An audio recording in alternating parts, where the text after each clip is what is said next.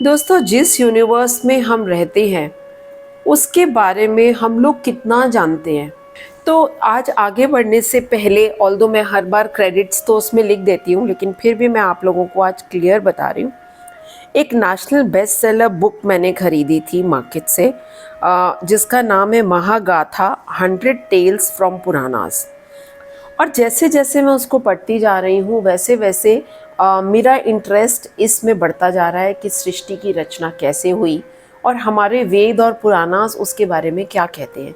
मैंने तो इसे बुक शॉप से ख़रीदा, लेकिन अमेज़ॉन पर भी ये अवेलेबल है। अगर आप चाहें तो नीचे डिस्क्रिप्शन बॉक्स में मैं इसका लिंक दे देती हूँ, आप उसको क्लिक करके इसे परचेज़ कर सकते हैं।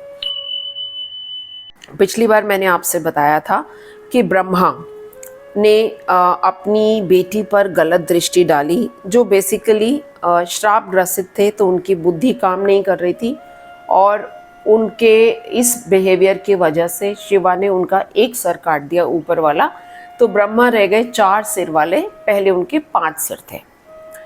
अब नारद कौन थे? नारद जो थे वो ब्रह्मा के क्रिएटेड ही बेटे थे, जिन्होंने उनको मना कर दिया था कि मैं धरती के इस सृष्टि को आगे बढ़ाने में आपकी मदद नहीं करूँगा, जन्म मृत्यु के चक्कर में नहीं जाऊँगा। तो नारद से अब ये कहाँ अपने पेट में बात पच सकती थी कि ब्रह्मा ने क्या कर डाला है। वो जल्दी से विष्णु भगवान के पास पहुँचे और जाकर उनको पूरा डिस्क्राइब किया कि क्या हुआ था। अब विष्णु भगवान, जिन्हें ऑलरेडी सब कुछ पता होता है, वो धीरे से स्माइल किए और उन्होंने बोला सब माया है। तो नारद जो थे वो कंफ्यूज हो गए। नारद ने कहा माया क्या होती है? व्हाट इज माया? क्या होता है माया? तो विष्णु भगवान ने बोला अच्छा एक काम करो, नारद आप जाओ और मेरे लिए पानी लेकर आओ, मेरे को बहुत प्यास लगी है। तो अब नारद तो विष्णु भगवान के बाद जो बोलेंगे वही करेंगे। उन्होंने कहा अच्छा गुरु, मैं अभी आता हूँ आपके लिए पानी लेकर। नारद जैसे ही पानी भर रहे थे, उनको अपने सामने एक बहुत ही प्यारी, मासूम, सुंदर, कोमल सी एक लड़की सामने उनको नजर आई रिवर साइड में। और वो इतनी सुंदर थी कि नारद अपनी आंखें उससे हटा ही नहीं सके। बिल्कुल जैसे ना मंत्र मुग्ध हो गए, उसको देखते ही रह गए। वो भूल गए कि विष्णु भगवान ने उनको बोला था कि मैं बहुत प्यासा हूँ और मेरे लिए पानी लेकर आओ। उस ऑर्डर को भूल गए और वो एक नई ही दुनिया में पहुँच गए। फटाफट से जाके उस सुंदर सी कन्या को प्रपोज किया और उससे शादी कर डाली। शादी करके नदी के ही किनारे अपना घर भी बसा लिया और सालों तक अपने बच्चे भी पैदा किए। फिर उन बच्चों के भी बच्चे हो गए। आप समझ सकते हो कितने साल तक नारद जो थे वो वहीं पर रिवर बैंक पर अपना घर बना के वहाँ पे रहते रहे और रहते ही रहे।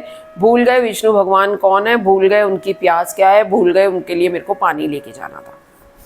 अब क्या, सडनली एक दिन इतने सालों के बाद उस रिवर में आ गया उफान। उफान मीन्स रिवर जो थी वो ओवरफ्लो करने लगी, बाढ़ आ गई, खूब बारिश हुई, बाढ़ आई और उनका जो घर था, उनके बच्चे, उनके पोते पोतियां, नाते नातियां, उनकी पत्नी, सब उस पानी के बहाव के साथ बहकर चले गए। इतने दुख में और इतनी परेशानी में उनको सिर्फ और सिर्फ विष्णु भगवान का ध्यान आया और वो भागे भागे विष्णु भगवान की शरण में पहुंचे। हे भगवान, मेरा पूरा परिवार तहस नहस हो गया, मैं क्या करूं? बहुत दुखी हालत में नारद वहां पर पहुंचे। तो विष्णु भगवान ने उनके आते ही पूछा, नारद मैं तो बहुत प्यासा था, पानी लेने गए थे तुम मेरे लिए। अरे एकदम से उस भ्रम की स्थिति से नारद की जैसे नींद टूटी और उन्हें याद आया कि वो किस काम से गए थे एक्चुअली। तब विष्णु भगवान ने उनको ये बोला कि ये है माया। तुमने मुझसे माया के बारे में पूछा था, मैंने तुम्हें ये प्रैक्टिकल एग्जाम्पल दिया है। ये सब माया है, ये सब इल्यूजन है। जिसमें तुम जी रहे थे वो कुछ नहीं है, वो एक इल्यूजन है।